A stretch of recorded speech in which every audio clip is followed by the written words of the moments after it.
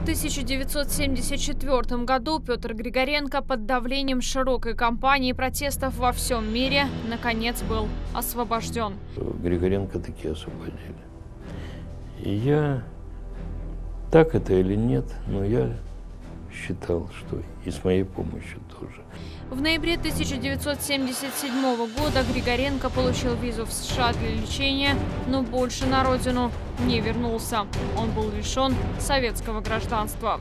Он был очень взволнован, попросту рыдал. Говорил, что вот его лишили гражданства, и он теперь не может вернуться на родину.